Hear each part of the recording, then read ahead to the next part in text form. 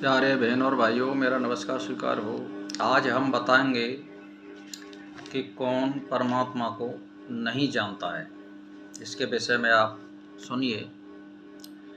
तो उपनिषद के ये विचार हैं। तो वेद का ज्ञान कांड होने से उपनिषद को ब्रह्म विद्या कहा जाता है। ब्रह्म विद्या ही पराविद्या या श्रेष्ठ विद्या। उपनिषदों में जो ब्रह्म विषयक विज्ञान प्रतिपादित किया गया है वही पराविद्या है। शेष कर्म विषयक विज्ञान अपराविद्या है।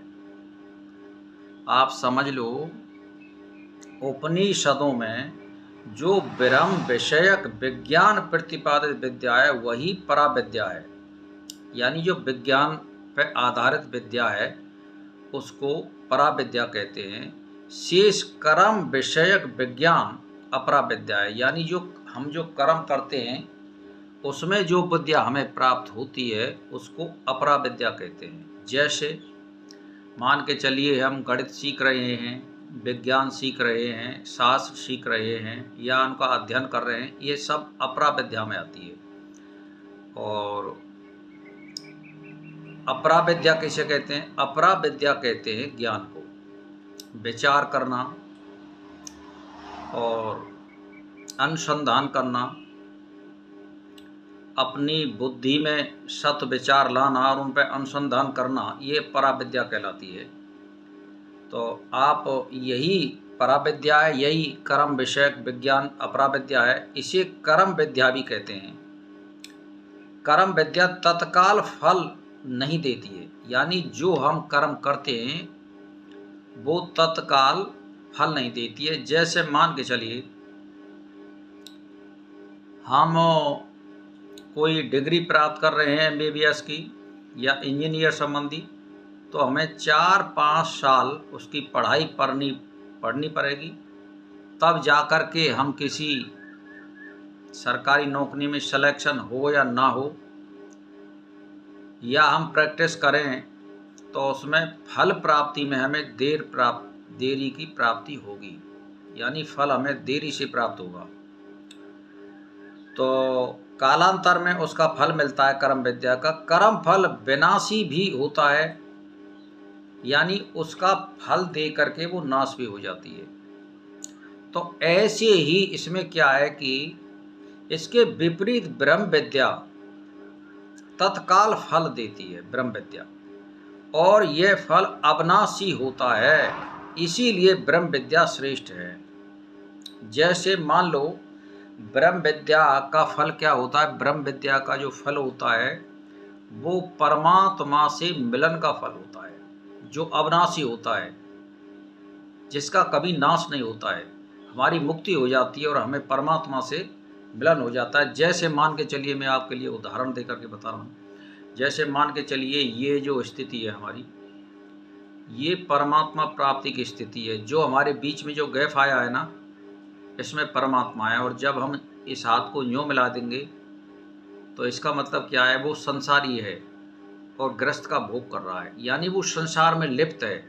और जब इसको यूँ हटा देंगे तो ये परमात्मा से मिलन की जो वस्तु है वो होती है। इसमें बीच की जो स्थिति होती है या दोनों हाथों के बीच में, यहाँ परमात्मा है, आप समझ लो। और जब हम इसको बीच वाले को हटा देंगे तो प्रकृति मिल गई। तो मेरा कहने का मतलब यह है कि ब्रह्म विद्या श्रेष्ठ है। यही ब्रह्म विद्या मुक्ति का एक मात्र कारण है। कर्म विद्या मुक्ति का कारण नहीं होती है। वही बात आ रही है, हम कर्म करेंगे हाथ से पांव से तो इससे हमारी मुक्ति नहीं होगी। मुक्ति कहाँ होगी? मुक्ति हाँ ब्रह्म विद्या की प्राप्ति हेतु अवश्य है। यानी मुक्ति का कारण नहीं है कर्म विद्या, लेकिन ब्रह्म विद्या की प्राप्ति में हेतु अवश्य होती है। यानी कुछ उसमें कर्म से सहायक जरूर बनती है। जैसे मान के चलिए हम कर्म करके हम 1 कक्षा में पढ़े, 2 कक्षा में पढ़े, 4 कक्षा में पढ़े, फिर हमने BA किया, MA किया, LLB किया, यानी MBBS किया या इंजीनियर संबंधी, तो अब हमें कुछ ज्ञान तो प्राप्त हो ही रहा है, चाहे कुछ भी हो। अब हम किसी पराविद्या में प्रवेश करना चाहें तो अति शीघ्र प्रवेश होगा। तो वो सहायक होती है, मतलब कहने का यह कर्म विद्या। जो ब्रह्म विद्या अथवा आत्मज्ञान नहीं जानता वह परमात्मा को नहीं जान सकता है, आप समझ लो। यानी जो ब्रह्म विद्या, पराविद्या अथवा ऐसे कई लोग आत्म तत्व का ज्ञान नहीं जानता है, वह परमात्मा को नहीं जान सकता है। निचोड़ यहाँ आ रहा है। इसीलिए भाई और बहनों, जो वेद का ज्ञाता नहीं है वह उस ब्रह्म को नहीं समझ सकता। उपनिषद वेद है। यह पहले ही कहा गया है कि शंकराचार्य के मत से अद्वैतवाद ही सारी उपनिषदों का तात्पर्य है। एक ब्रह्म ही परमार्थ सत्य है, दृश्यमान जगत परमार्थ सत्य नहीं है। जैसे मान के चलो, आप स्वप्न में आप मोटरसाइकिल चला रहे हैं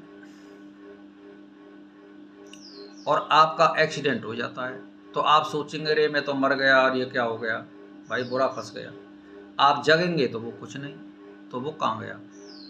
ऐसे ही वो छोटा स्वप्न है, ये संसार है, ये बड़ा स्वप्न है, बस इतना ही अंतर है। ये भी झूठा, ये वो सपन झूठा है ना, ऐसे ही ये भी झूठा है। तो अब इसमें बात आती है, सपने में देखे गए पदार्थ की तरह मिथ्या है। जीवात्मा और ब्रह्म एक ही है, दो नहीं है। यही सिद्धांत उपनिषद सिद्धांत है। इसी सिद्धांत को एक श्लोकार्थ कहा गया है। जैसे मान के चलिए, शंकराचार्य से विरुद्ध मत रखने वाले वैष्णवाचार्य कहते हैं कि द्वैतवाद ही प्राचीन सिद्धांत है, अद्वैतवाद तो नवीन सिद्धांत है, जिसके जन्मदाता शंकराचार्य हैं। इनके पहले अद्वैतवाद था ही नहीं। परंतु बात ऐसी नहीं, अद्वैतवाद प्राचीन ही नहीं, प्राचीनतम वाद है। ऋग्वेद के प्रसिद्ध नासदीय सूक्त में अद्वैतवाद का ही उल्लेख है। वहाँ द्वैतवाद का तो कहीं नाम लेश भी नहीं है। इसीलिए भाई और बहनों, मैं तो एक ही बात कहना चाहता हूँ कि अनेक उक्तियों में अद्वैतवाद का सिद्धांत ही उपलब्धि होता है। पुराणों में जहाँ भी वेदांत, जहाँ कहीं भी वेदांत का उल्लेख है, वहीं अद्वैतवाद सिद्धांत का ही प्रतिपादन है। सूत्र संहिता, योग वशिष्ठ आदि प्राचीन ग्रंथों में अद्वैतवाद भरा पड़ा है। अद्वैतवाद से मतलब समझ रहे हैं कि परमात्मा और जो भी कुछ संसार में हमें दिख रहा है भेद नहीं है, वो एक ही है। इसका अद्वैतवाद का मतलब है। और दैत्य का मतलब होता है भेद करना। जैसे मैं कोई और हूँ, शराब नहार या कोई दूसरा मनुष्य स्त्री कोई अलग है मेरे से, ये भेदभाव करना ही अद्वैत कहलाता है। और भेदभाव ना करना अद्वैतवाद है। इतना अंतर होता है इसमें। इसीलिए अद्वैत को समझना चाहिए। अद्वैत का मतलब है संपूर्ण ब्रह्मांड में या जितने भी जीव जंतु हैं उनमें सब में एक ही ब्रह्म है, दूसरा नहीं है। ये समझ लो आप। तो अब इसमें क्या है कि इस शरीर में एक अपने कर्म फल का भोग करता है। यानी दो, इसमें हमारे आत्मा के अंदर दो पक्षी हैं, एक तो जीवात्मा और एक परमात्मा। परमात्मा जो होता है वो केवल दृष्टा होता है, वो देखता रहता है, वो कुछ नहीं करता है। और जो जीवात्मा होती है कर्म का फल भोगती है। यानी उस कर्म से जो फल लग रहे हैं उस पेड़ पे, उसका वो भोग करती है। जब ये फलों से आसक्ति रहित हो जाता है, यानी ये फल नहीं चाहता है, कोई इच्छा नहीं करना चाहता है, स्त्री पुत्र धन दौलत आदि कोई भी नहीं चाहता है, तो यह स्वयं ब्रह्म है। बस इतना अंतर है इसके कर्मों में। इसीलिए भाई और बहनों, मैं तो एक ही बात कहना चाहता हूँ, सहचर और सखा दो पक्षी एक वृक्ष का आश्रय करके रहते हैं। इसमें एक नानाविध फल का भक्षण करता है, दूसरा कुछ नहीं खाता, केवल देखता है। तो यही शरीर वृक्ष है, जीवात्मा परमात्मा पक्षी हैं। सुख और दुख भोग ही फल भक्षण है। द्वैतवाद कहते हैं जीवात्मा परमात्मा एक नहीं, परस्पर भिन्न है। लेकिन द्वैतवादी कहते हैं कि परमात्मा और जीवात्मा एक नहीं, भिन्न है। लेकिन हम कहते हैं, और सभी सिद्धांत कहते हैं, और वेद भी कह रहा है कि अद्वैत है, यानी जीवात्मा परमात्मा एक ही है, केवल उसके कर्मों का फल का अंतर है। बस यही समझ लो आप। जैसे मान लो कि एक आदमी जब चुनाव नहीं लड़ता है तो वो एक साधारण मनुष्यों की तरह रहता है, और वही चुनाव लड़के प्रधानमंत्री बन जाता है तो क्या हो जाता है, विशेष होता है। तो बस जब मनुष्य या स्त्री फल की इच्छा नहीं करते हैं, या कोई धन दौलत माया स्त्री पुत्र आदि की इच्छा नहीं करते हैं और संसार को एक मानते हैं, तो वही ब्रह्म है। बस इतना अंतर है। इसीलिए भाई और बहनों, मैं तो एक ही बात कहना चाहता हूँ, अद्वैतवादी भी दैत प्रपंच का सर्वशत अपलाभ नहीं करते। वे भी शास्त्र मानते हैं, गुरु शिष्य रूप से आत्म विद्या का अनुशीलन करते हैं, सत्व शुद्धि के लिए कर्म करते हैं, इसलिए चित्त की एकाग्रता के लिए उपासना करते हैं। उपास्य और उपासक से जीव और ब्रह्म का औपाधिक भेद स्वीकार करते हैं। आत्म साक्षात्कार के लिए योग कर्म का आश्रय ग्रहण करते हैं। वे केवल दैत प्रपंच की सत्यता और परमार्थ तकता को स्वीकार नहीं करते। वे कहते हैं कि यह दैत प्रपंच व्यवहारिक और मायामय है, अद्वैत ही परमार्थिक सत्य है। इसीलिए अद्वैतवादियों के मत से ही उपनिषदों में दैत प्रपंच का उपदेश हो सकता है, परंतु दैत प्रपंच सत्य है ऐसा उपदेश किसी भी उपनिषद नहीं है।